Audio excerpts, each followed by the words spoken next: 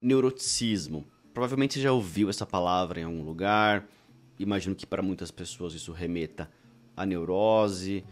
Mas eu vou te explicar o que isso quer dizer. E você, depois dessa explicação, vai entender por que neuroticismo é uma coisa tão importante assim. E que precisa estar na cabeça de qualquer profissional de saúde mental.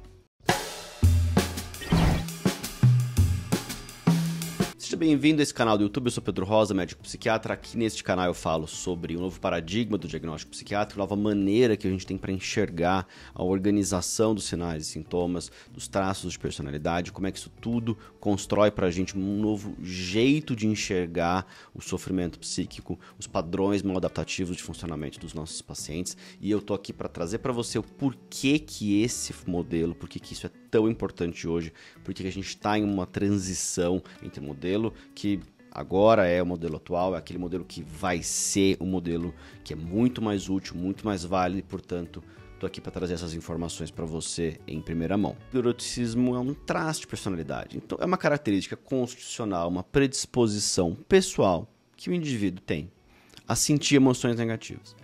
Emoções negativas são aquelas emoções que o indivíduo tem que são desagradáveis, que são sofridas, que são aversivas, que a gente tende a não querer sentir. Ansiedade, medo, tristeza, angústia, raiva, vergonha, culpa e assim por diante. Elas não são negativas porque elas são intrinsecamente ruins, elas não são negativas porque elas devem ser evitadas a todo custo. Seria muito curioso que o nosso sistema nervoso central tivesse circuitos cerebrais que evocam essas emoções e elas não tivessem uma utilidade. A gente sabe que elas têm. Cada uma das emoções tem uma utilidade, ela surge diante de um tipo específico de evento, ela prepara o nosso organismo para lidar com esse evento de uma maneira também específica e, portanto, ela tem uma utilidade muito grande, uma sinalização do nosso cotidiano. Nossas emoções produzem para nós informações muito úteis. Agora, pessoas que têm um nível constitucionalmente elevado de neuroticismo, pessoas que têm essa característica de personalidade, que têm um componente genético muito grande, têm uma tendência maior a experimentar essas emoções com mais intensidade e por mais tempo. Então a emoção surge antes, de forma mais intensa, por mais tempo. Ou seja, a gente tem aqui um cenário em que uma pessoa tem essas emoções de maneira mais intensa.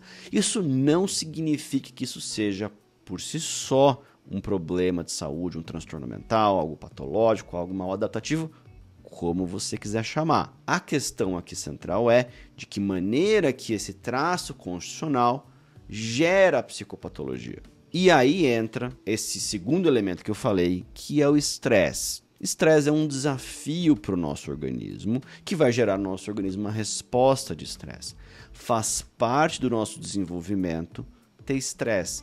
É o que a gente chama de inoculação de estresse. O hormesis, esse é um nome técnico, de que o indivíduo que se desenvolve, uma criança, adolescente, precisa passar por alguns eventos estressantes, alguns eventos que vão conferir para essa pessoa uma oportunidade de desenvolver habilidades de justamente gerenciar esse estresse.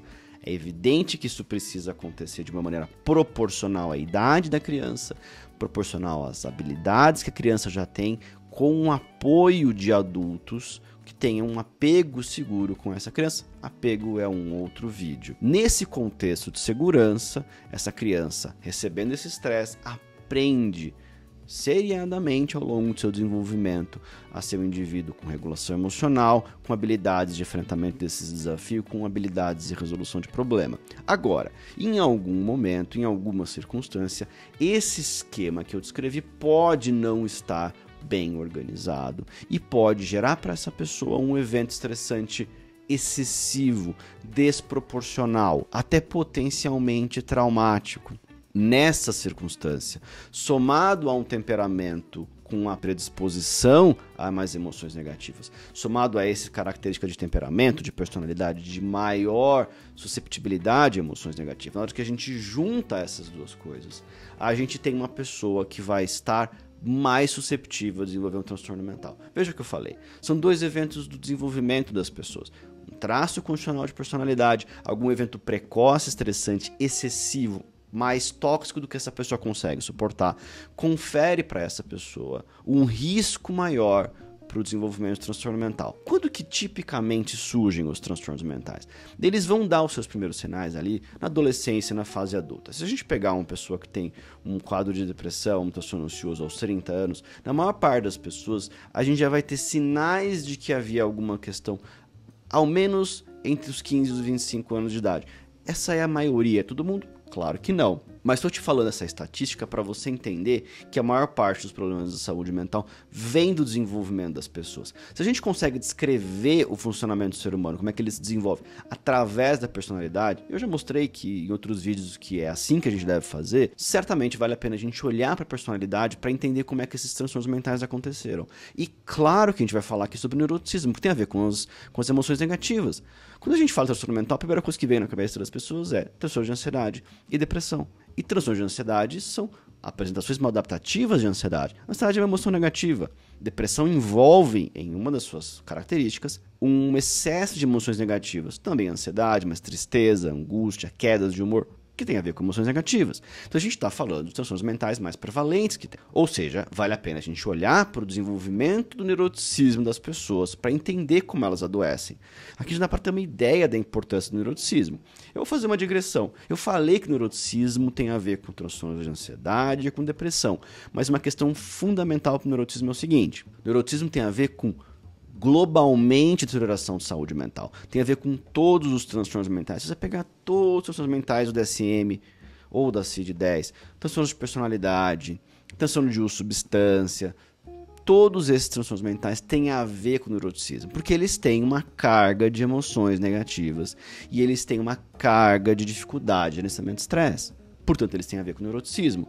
Há uma exceção? Sim. Há alguns pacientes com transtorno de personalidade antissocial que tem uma carga muito baixa de emoções negativas, eu acho que a gente pode chamar de maneira resumida em invulnerabilidade a estresse, não tem a ver com neuroticismo. Mas você percebe que essa é a exceção da exceção. Via de regra, a psicopatologia tem a ver com neuroticismo. E é por isso que eu falei nesse começo desse vídeo que eu ia te convencer da importância do neuroticismo para o adoecimento mental globalmente, de por que ele é um tema que todo profissional de saúde precisa conhecer. Não é o meu tópico hoje, mas o neuroticismo também tem a ver com o adoecimento físico, ele tem uma relação grande com síndrome metabólica, obesidade, assim por diante, mas isso também é um tema para outro vídeo. Onde paramos? Parei naquele indivíduo que constitucionalmente ele tem um neuroticismo maior e que ele passou por algum evento estressante na vida dele que foi excessivo. Um divórcio dos pais que ele não conseguiu lidar, bullying na escola, é uma pessoa que perdeu um parente querido que ele gostava. A gente pode pensar em 1000 exemplos, não vou trazer inúmeros exemplos para vocês, já dei alguns aqui que eu acho que são suficientes.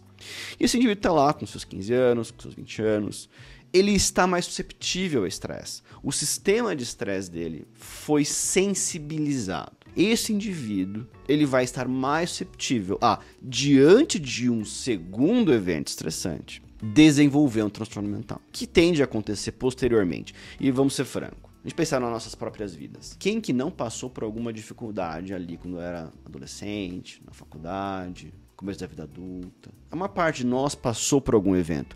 Que fosse um grande estresse na faculdade, um término de um relacionamento, um conflito com alguém que pra gente era muito importante. A gente vai passar por esses eventos estressantes. Eventos sociais, pandemia, guerra, quer dizer, a gente vai passar por esses eventos estressantes. E aí, para aquelas pessoas que já são susceptíveis a esse estresse, a chance do desenvolvimento de transtorno mental, eu dei vários exemplos de transtornos mentais, é muito maior. Então, o neuroticismo ele confere um risco biológico que interage com o ambiente ao longo do desenvolvimento e em fases posteriores do desenvolvimento, ou até depois que a gente pensa, puxa, uma pessoa com 30 anos já tem esse desenvolvimento. Sim, mas ela também vai estar susceptível aos 30, 40, 50, 60 anos a transtornos mentais por conta de um evento biológico, dela ter essa herdabilidade, esses genes que conferem um risco, que conferem uma expressão maior de emoções negativas e por algum evento que aconteceu quando era jovem. Então, essa é a formulação do neuroticismo. Essa é a melhor maneira da gente entender o neuroticismo. E aí a questão que fica, eu te expliquei no desenvolvimento, contei aqui uma narrativa, uma história, como é que é o indivíduo, parte genética, parte ambiental. Tá bom, mas dentro da cabeça da pessoa, dentro daquilo que a gente observa nos nossos pacientes. Essa segunda parte do vídeo aqui. Como é que se dá essa relação entre personalidade e psicopatologia? Como é que uma emoção, como é que algum grau de ansiedade vai virar alguma coisa que a gente entende, por exemplo, transtorno de pânico, ou vai virar uma ansiedade generalizada, ou vai virar uma depressão? É isso que eu vou te explicar agora. Tem uma coisa que eu não te contei sobre neuroticismo. Neuroticismo não é somente a expressão das emoções negativas, não é a intensidade, não é somente o gatilho, a intensidade do gatilho, a intensidade da emoção, não é a duração da emoção. Nós, seres humanos, nós vamos opinar, refletir, reagir, ter pensamentos sobre as nossas emoções, sobre os nossos pensamentos, sobre as nossas sensações físicas. Tudo que acontece no nosso corpo, de alguma maneira, recebe uma interpretação nossa, recebe uma opinião nossa, recebe um julgamento nosso. Então, se eu tenho uma taquicardia, eu vou pensar o que essa taquicardia significa. Se eu estou apreensivo com algo que eu vou ter que fazer amanhã, eu vou ter uma opinião sobre a minha apreensão. Se eu estou com medo de alguma coisa, eu vou ter uma opinião sobre o meu medo. Se eu estou com raiva de alguém, eu vou ter uma reação à minha raiva. E aqui essa é a questão fundamental. A nossa reação às nossas emoções negativas é o que, em grande medida, determina se a gente vai ter uma probabilidade maior ou uma probabilidade menor dessas emoções se tornarem intensas, pervasivas, disfuncionais, a ponto de a gente chegar num quadro de um transtorno mental.